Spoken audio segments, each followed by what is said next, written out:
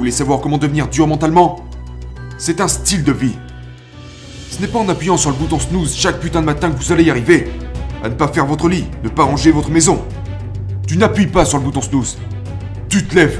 Tu ne veux pas aller courir? Va courir. Tu ne veux pas aller nager? Va nager. Tu ne veux pas faire ton lit? Fais ton lit. Tu veux pas faire le ménage? Fais le ménage. Tu veux pas réviser? Mets-toi au boulot et révise. C'est comme ça que j'ai commencé à renforcer mon esprit, jusqu'à ce que ça devienne ma vie. Si tu dis que tu vas te lever à 4h du matin pour aller courir, lève-toi à 4h et fais cette merde. Ça n'a pas à être amusant.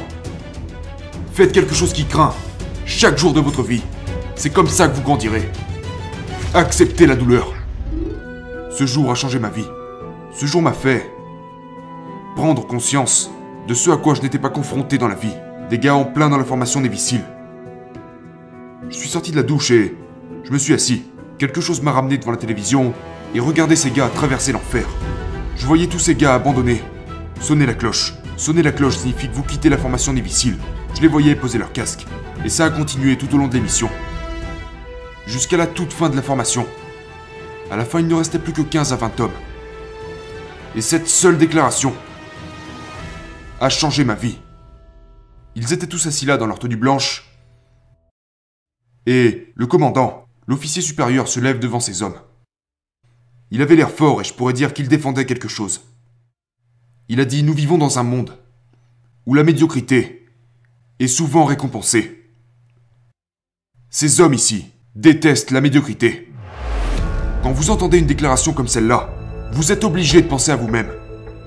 Je n'étais même pas médiocre. J'étais rien. J'étais tout au fond du baril de la vie. J'avais choisi l'autoroute à 4 voies. Pour ma vie, la voie facile, celle avec des aires de repos. J'avais choisi cette voie, et la plupart d'entre nous choisissons cette voie. Quand je suis né, il y avait aussi une pelle à côté de moi. Personne ne veut aller à la pelle. Ils veulent aller sur cette putain d'autoroute à 4 voies, la voie confortable. La pelle veut dire que tu vas te faire mal. Que tu vas souffrir. La pelle veut dire que vous allez caler dans les rochers, de nombreuses fois. Et nous savons tous que ça fait de creuser dans une terre, infestée de rochers ou de racines. Quand vous calez dans une racine, vous devez vous munir d'outils supplémentaires pour vraiment continuer. Je n'avais pas d'autres outils, juste une putain de pelle. Alors je m'étais orienté vers l'autoroute à 4 voies. C'est à ce moment-là que j'ai décidé d'empoigner cette putain de pelle. Cette pelle que nous choisissons tous de ne pas prendre. J'ai dû faire un changement dans ma vie. Alors je me suis dit, tu sais quoi? Tu vas rejoindre l'armée. J'ai suivi la formation Navy Seal. Je suis devenu la seule personne de l'histoire à être passé par 3 semaines de l'enfer en 1 an. J'en ai terminé 2. La semaine de l'enfer, c'est 130 heures d'entraînement continu, durant lesquelles vous avez droit à 2 heures de sommeil. Je devais devenir obsédé. Pour tout ce qui s'est trouvé devant moi, j'ai dû trouver des moyens d'y surmonter. Donc lorsque des choses vous frappent dans la vie, des choses que vous craignez, ou pour lesquelles vous n'êtes pas doué, la première chose que vous allez vous dire c'est « Pourquoi je suis là au juste ?» C'est pas pour moi ça. L'eau est trop froide. Le soleil est trop chaud. Je me lève trop tôt. Pourquoi est-ce que je fais tout ça? Voilà ce que va dire l'esprit de base. J'ai dû entraîner mon esprit à réfléchir sur comment vais-je surmonter ça sans jamais me donner la moindre issue de secours. J'ai appris à créer des murs devant chaque issue par lesquels mon esprit pourrait prendre envie de s'échapper. J'ai commencé à bâtir ces murs dans ma tête pour que mon esprit se dise « Cet enfoiré ne va jamais essayer de sortir de là ». Lors de ma première semaine de l'enfer, j'ai fait face à d'énormes obstacles. J'étais brisé, j'avais les jambes fracturées, j'ai eu une double pneumonie. Alors je suis retourné au premier jour de la première semaine de la formation Navy Seal. J'ai traversé une 2e semaine de l'enfer. Durant cette 2e semaine de l'enfer, je me suis cassé le genou. J'ai continué en boitant pendant quelques semaines. Mais il est arrivé un moment où je ne pouvais tout simplement plus. Alors je suis retourné au premier jour de la première semaine. Je n'oublierai jamais me tenir devant le capitaine Bowen. Il était le commandant en charge de la formation Navy Seal à ce moment. Et il n'avait aucune pitié pour personne. Si je l'avais laissé gérer mes attentes, je ne serais pas ici aujourd'hui. Il m'a de nouveau mis au défi. J'ai été mis au défi toute ma vie. Pas par la mentalité de gérer les attentes.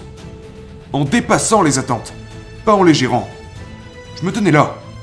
En béquille. Je suis assis dans son bureau. Il me regarde et il dit « Goggins, c'est votre dernière chance. C'est la dernière fois que nous allons vous faire suivre la formation Névicile. Ça sera votre 3e semaine de l'enfer, en un an. Nous n'allons pas vous en faire subir une 4e. C'est votre dernière chance. J'étais assis là en pensant, comment est-ce que je vais faire? Je suis sérieusement amoché. Mes jambes sont fracturées. Mon genou est foutu. Et il m'a dit, vous avez quelques mois pour vous rétablir. Quelques mois ne suffiront pas. Je ne serai pas rétabli dans quelques mois. Mais je me suis dit, je vais passer à travers cette merde. Je vais trouver un moyen de m'en sortir en bloquant toutes les possibilités d'échec dans mon esprit. Donc pour ma 3e semaine de l'enfer, j'y suis allé avec... J'enfilais des chaussettes noires. En premier, puis avec du ruban adhésif. J'enrubanais mes chevilles jusqu'en haut de mes mollets, tous les matins. Et j'enfilais ensuite une autre paire de chaussettes noires par-dessus. L'intérêt de faire ça, c'est que ça m'empêchait de bouger mes chevilles. Donc je ne faisais pas ça m'empêchait de fléchir complètement mes tibias. Et je courais seulement avec mes fléchisseurs de hanches. Je suis devenu un imbécile. Et on ne va pas renforcer nos points forts.